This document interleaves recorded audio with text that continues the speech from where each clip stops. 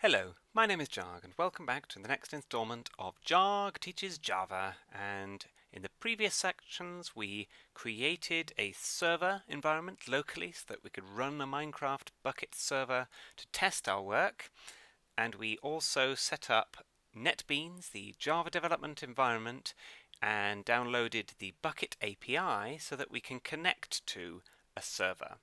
And what we're going to do today is a very basic plugin that's going to do the barest minimum just to show you what is needed to set up a project. Now, there's a few steps because it's not built in to NetBeans that it understands that a Minecraft Bukkit plugin has this file and that file and this bit of code and so on. So it can be a bit of a palaver setting it up, but once you've got the idea, you'll be able to copy and paste whole folders around and just tweak things as necessary to create new plugins. Now, the first thing is I got NetBeans running. I've got my projects tab showing here with the plugins group that we created at the end of the previous one with this business project group, and then we created a new group. Now, in here, I'm going to right click and choose new project. Right, inside the project panel. You can also do it from up here, doesn't matter, it goes in the same place. It's just easier on a right click, I find. You can also open project and so on here as well. Now, when you go to create a new project, get a vast array of different types of projects, especially if you downloaded the all version of NetBeans, which includes all the C++ and PHP and various other languages and environments that you can use within it. But we want just a Java application, and it creates a whatever standard project, blah blah blah blah blah, fascinating, next. And then it gives you the options to change the names and browse to folders and so on. Now the first thing I'm going to do is I'm going to change the name. Now this is going to be a very simple plugin. It's going to be called Quick Creative. That'll do. Right, and it's going to switch users between creative and survival mode, for instance, right, just as an example. And it's going to have various features that we're going to need in many other plugins, like displaying information to the user and accessing commands and how you know whether the command is complete or whether it's got parameters, all sorts of things that we're going to need later on. So Quick Creative is a good name. I don't want it there though, I want it in my plugins folder. That will do me. And it will automatically create a subfolder in there with the same name as the project, which is why you don't want it to be called Java Application 36 or whatever it wanted to call it. You want to make sure this option here is unticked. By default it'll be ticked, create main class. We don't want it because it's going to add extra stuff that we don't need, frankly. So untick it, it will give us an empty project full of nothing. Click Finish, and it will prattle away for a moment, building some project files. And here we are. This is it. This is our project window. We've got some extra stuff opening up here that we're going to need later on. And you can see there are two main bits of information in the project window itself. There's the source files, which is this stuff. At the moment there's nothing, and they're organized into packages. I'll talk about that in a minute. And then there's libraries, and you can see by default there's JDK 1.6. In this case, that the version of the Java development kit that was installed, which can be installed automatically with NetBeans. It's version 1.6, and it's got various things inside it. These are called packages themselves within that Java development kit. They are ready-made bits of code that you'll need all the time. Right? Now that sounds familiar, or should sound familiar, because we have a library of our own that we've got to incorporate here. Right-click on Libraries, add a jar or a folder, and then browse to the Bukkit API folder that you created earlier. Now I've obviously moved mine, so I've got to go find it. It's in my documents, and then it's in projects, and I put it in Bukkit API because I want to keep this one up to date with the latest one, the latest recommended build as I work on it. It doesn't matter about any other options here. It can be a relative path between the project and where it can find this. It'll be fine. Absolute paths are okay. Choose that particular file, and it's now got an extra little jar icon here. And if you expand it, after a moment, you'll see a list of all things that you make use of from within Bukkit. And you see you've got all these things here. These are namespaces. Basically, these are folders that contain information. So There are all sorts of things to do with events and entities. For example, if I click Entity, expand this, you can see there are things such as the cow class that I can make use of. And as you can see down here, it tells us anything extra information about it. Not much in this case. There are classes to do with the player, which is going to be very useful. For instance, get experience level. Get experience and get level of experience. Get the food level, set the fly, get the fly speed, determine if we're flying. All sorts of useful things that we're going to need. So that's what's being listed here, and that's that. So that's what's been incorporated by pulling in that particular library there. That means we can make use of all of that stuff as if we'd written it ourselves in our project, which means that hopefully our plugin could be tiny because it doesn't need much code. It can just rely on the Bukkit API itself to do the job for us. Okay, so that's what we've got. The other half of this is source packages. Now this is your code. No one's going to write this for you. Well, I guess they could. You could copy and paste bits and bobs off the internet. But this is where your code is going to live primarily. It lives in packages. Packages are basically folders. So we are going to create a package with a very specific name. And you'll see there's the default package and there's also this other one I'm about to create now. So the first thing is I need to create a package. Now a package is a folder. Now folders, packages have slightly different names. You saw when I expanded the libraries that they have dots between them. Now I'm going to put in the beginning of my package name as com.jahg. That's me. And it's like a web address backwards. It kind of guarantees uniqueness, which is important on a server. So we need that. So com.jahg. Then I would recommend you give it a lowercase version of the name of your project. That's what we'll call it, right? So that's a good name generally for our package. So I'm going to need to remember this later on. So maybe I'll copy that now, just so that I can make use of it later. Now, if I finish that, you can see that default package is gone and it's replaced with this. I'm going to need default package back later on, but one thing at a time. So there's my package. It's not yellow. You saw that some of these in here are yellow because they've got things inside them. Well, I haven't created any code yet, so an empty package is full of nothing, not very useful.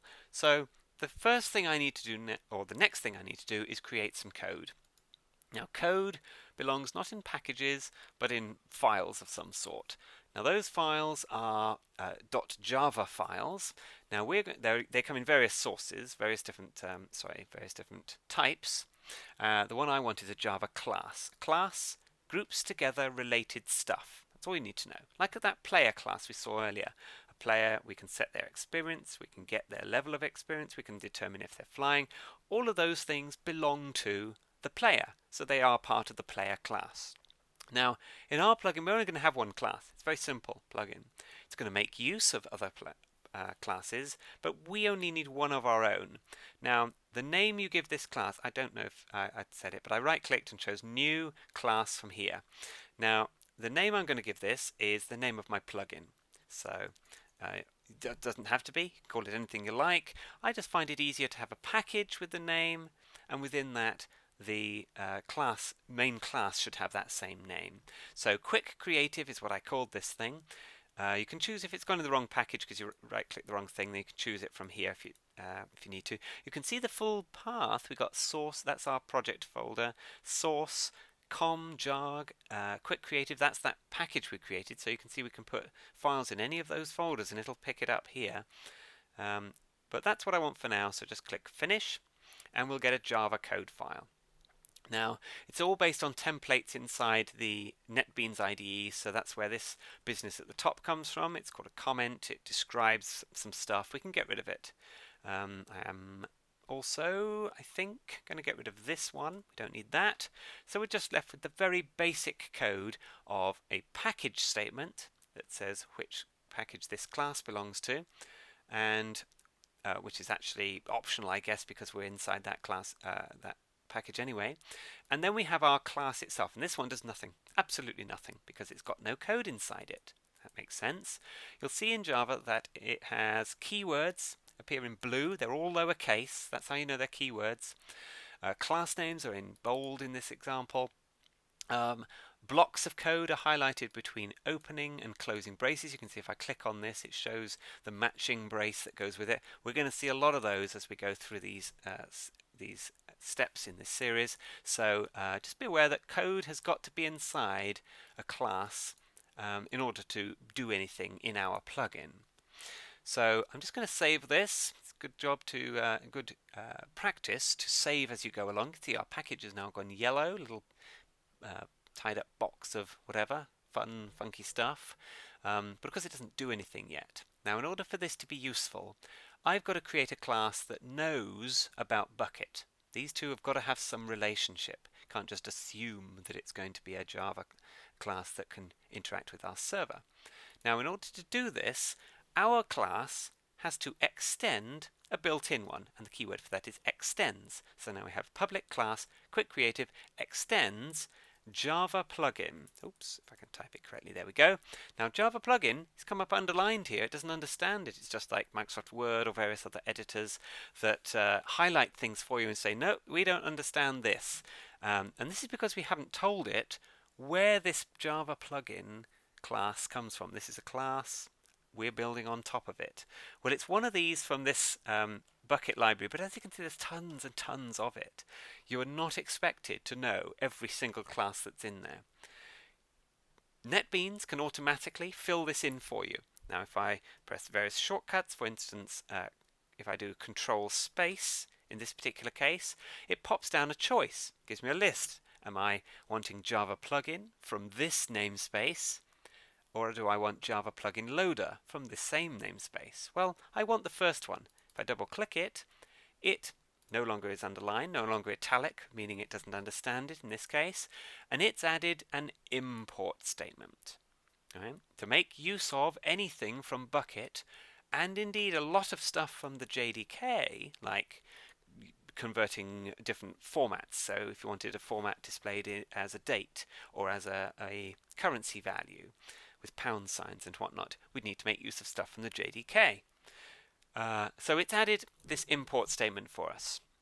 Without it, we would actually have to write this every time we need that specific class. And that's too much. I just want to write Java plugin. Right? So now we've actually got a plugin, which is marvelous. It does absolutely nothing yet. Right? So let's make it do something. Now, plugins, the way they work is the server starts up, it finds the plugins, it enables each one of them, and then it waits. That's all it does until we actually request in-game our plugin to do something. So in our case, we're going to be typing some command like QC or something. That's going to be the command we're going to use in order to actually activate Quick Creative, and it will flip us into that particular mode. So that's the way they work. So there are various bits of code that we are going to need to override in the basic built-in plugins. Now I'm going to type one of them. I'm going to create a little bit of code called onEnable. Right? And we get this. Now if I do the brace, you can see that it automatically puts the closing brace. We can put any code we like inside this onEnable so long as it's Java code that actually runs, that's valid. We can't just type nonsense because it will not understand. So in here we've got to put some code that does something. Now override just tells it to override existing stuff from this one because we're going to do very specific enablement. Right? So in our particular case we could put a message here in some form that outputs the fact that we're enabling this plugin. We could output it to the console, which was that window that we were running when we ran our server. So we could put some code there that does that. Now, I'm not going to do that yet. We're going to need it later, but not yet. There's another one which I need to override, which is the disable part of it, which makes sense because we've enabled something. You might need to detect if the plugin has been disabled. Maybe you're saving files or you're storing information in a database and you want to make sure it's actually been saved, that stuff. So we've got an override, a bit of code for onEnabled and for onDisable, onEnable rather. Now these are called methods. They are bits of code within a class that do a very specific job. When I was looking earlier at that Bukkit thing for player, If I can find it again quickly, it was in entities. Here we go. When we were looking through this, I was clicking on things and saying, oh look, this is for that. If I'm in the wrong namespace here probably. Oh, that's event entity. There we go. As I said, there's a lot in here. It's easy to get lost if you're not careful about specific things. If I click player, each one of these with the red blob is a method, a bit of code that does a very specific job, getting the compass target, getting the bed spawn location, if you want to do TPs and so on. So these are all methods that we can use. We are now writing our own methods because we want specific things to happen in our code. They can be called anything for the most part, except for things that you're overriding. You have to call them very specific things so that it will know that there's something you're not wanting it to do from the Java plugin base here, but instead to do it from your code. Now, putting that aside, there's one more that I'm going to need, which is to do with commands. Because, pressing random keys, there we go, which is to do with commands, because we are going to use a command to activate our particular creative mode in this case. Now, this is slightly different, this particular one. I will put all of this code as a download probably. Now, when you send commands, it needs to know who is sending them. So there's that information in brackets there. We're going to come back to this in the next set of tutorials in this series, but for now we're just going to type it all in. So we want a label. I want that lowercase. I'm going to talk about that in the next one as well. And commands can have arguments, bits of information that help them do their job. Now, you can see at the moment that I have this particular, I've done this wrong somewhere. Oh yes, it's because I haven't got various bits of this included yet. Now, once again, command sender is a class, so I need to control space. There's only one possibility, so you can see it's popped in another import. I'm going to do the same again for command, which is correct. I don't want that one, so I want this. Once again, it's imported it. There we go. And now you can see it understands our code for the most part. Right? These methods for enable and disable, they just do a job and then they stop. That's all. They don't give you a result back. Some methods give you a result back. For instance, get experience level for a player, or get level, rather, is the actual method. It returns something. It gives us an answer back. It says, all right, player X has level 16. So some methods are going to need a bit extra to tell it, here is the type of answer we're going to get from it. Void means no answer at all. Boolean means a true or false value. There could be others. We'll get to those later. So when you run a command, it's going to return true or false to say whether it did or didn't run correctly. If commands don't run correctly, you get default information displayed in the in-game. It will say this is how you use the command. So that's why that's a little bit different. I know it's a lot of information at the beginning. We'll get back to this in the next and subsequent parts. Now, let's continue this. We've got a little bit of code to write yet. So if I'm switching to creative, I've got to be a player. I can't be at the console window typing this command. So the first thing I need to do in my code is I need to check whether the person who's sending this command is a player. Now, the way this works is with an if statement. If statements in Java allow you to make decisions. We want to see if sender, which is automatically filled in when you try and run the command, if sender is an instance of player. Now, once again, player is not going to be understood. It's part of the Bukkit library. I need to press Control Space and make sure that I pick up this one. Remember, it was from the entity namespace. Let's put that up here.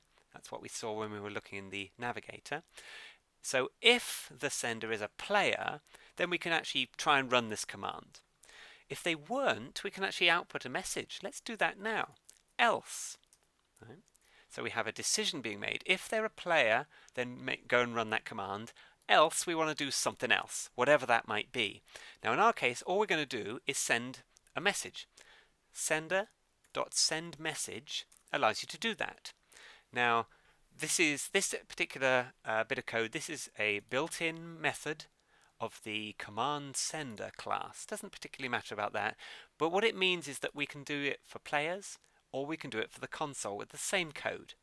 So even if I do send message here, it will send me that message in game. Here it's going to send it to the console. Now you can put anything in here. You saw I highlighted send message and just pressed enter. It puts a little template in for you. So we want to replace this with an actual message. For instance, I'm going to put in quotes, this command must be run in-game. That's a suitable message.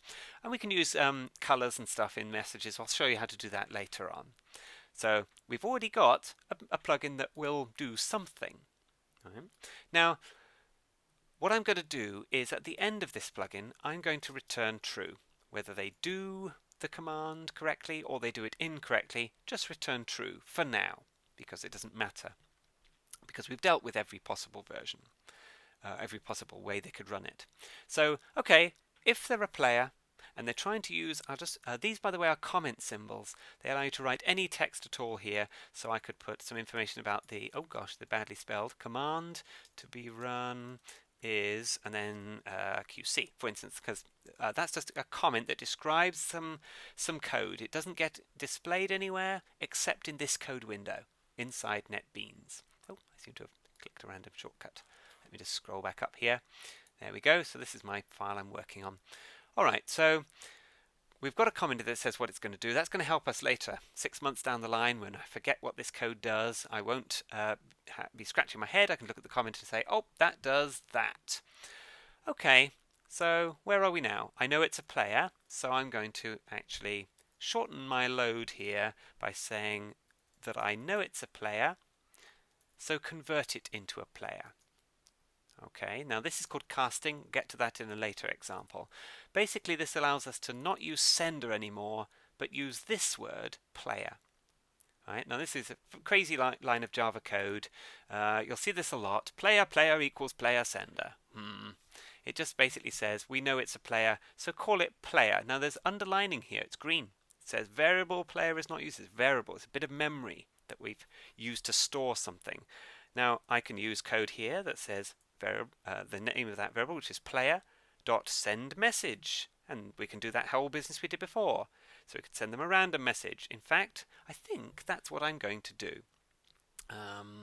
Actually, no, don't need to do that yet. We'll do that later. We are going to need a message. Just trying to think of the quickest way we could get a plugin up and running, and you could see it running. Okay, the next thing is, how do I know whether they're already in creative? And if so, switch them out of creative into survival. There are 3 modes in Minecraft at the moment. There's survival mode, which is the basic. You can be damaged by mobs in the game. You can interact with blocks in the usual way. You have to mine stuff. You get XP and so on. That's survival mode. Then there's creative mode, where you get a different inventory. Mobs ignore you unless you poke them with a stick or something. You don't mine anything. You've got insta destroying of blocks and so on. And we want to toggle between those 2. The third one is adventure mode, which doesn't do much yet. It prevents building in the world and so on. We're going to ignore that for this plugin. But you are possibly going to do this as homework. Oh yes, there's homework. If you want to do it, your choice. Not going to kill you if you don't. Which is how do we make it deal with adventure mode as well? So the way I'm going to work this is, if they're currently in game mode 0, that's survival, switch to creative. That's a decision if they're currently in a particular game mode. So the way this works, player, because it always works on themselves, and we grabbed that variable earlier, line 28. Now there is a method on player called getGameMode. Now everything which gives you an answer is called getSomething. It's just a standard. It's not built in. It's just a standard method. Now getGameMode is what I want here. I'm going to press enter to put that in, and this returns to us a value of some sort, which isn't too useful. I've got to use getValue, which gives us an integer, a whole number, so 0. That's what we want for survival. So we're checking if they're in survival mode, and if so, do something. Right? So there's going to be some code here. If they're not in survival, I'm going to assume they're already in creative, or they're in adventure mode in this particular case, but I want something very specific for adventure mode later on. So this will be to switch them into creative, and this will be to switch them out of it. Now, this is extremely easy. you saw get game mode. I wonder if there's a set game mode. Now this doesn't work, oh gosh, it doesn't work if I don't type it correctly. It doesn't work with everything, but with most things, if you can get the value, you can set the value. So get game mode gave us an integer because I used get value.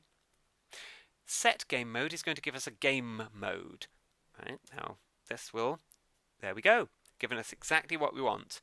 So a game mode is another class. Well, actually, it's an enumeration. Talk about that later. There are various values for it. I'll put a dot and you can see them. There they are. Adventure mode, creative mode, survival. And it put one of them in for me. If you type them, that's fine. Whenever you put the dot, it will pop down a list of all the things you can type. So at the moment, we currently have a bit of code that sets them into creative mode. Right? Now it seems to be thinking we can't find something. It can't find game mode. Well, we can fix that. It's a case of click at the end of it, control space, and we want the top one. There it is. It's added another import at the top. You can see that here. So I think we've now got the full set of imports we're going to need. Yep, we have. So you can see there's no errors in my code. If they're currently in survival, put them in creative. Otherwise, then we want to put them in survival mode. So I'll do that again. Player dot set game mode. There it is. And it's going to put creative in. I don't want that. I'm going to delete that, put the dot so you can see the list, and I want survival mode. Job done. That's all we're going to do. So here we're checking for survival. Here we're checking for creative. That's all there is to it. And regardless of whether we do this particular thing as a player or this particular thing as a server, it's going to return this value true, which means, yep, we've done it, job done, basically. So this is the code we've got so far. In the next part, we are going to add on to this to do one final thing, and then we're going to test our plugin and make it better. The one final thing is we need to create another file that tells our plugin that it is a plugin. So I will see you next time for that. Goodbye.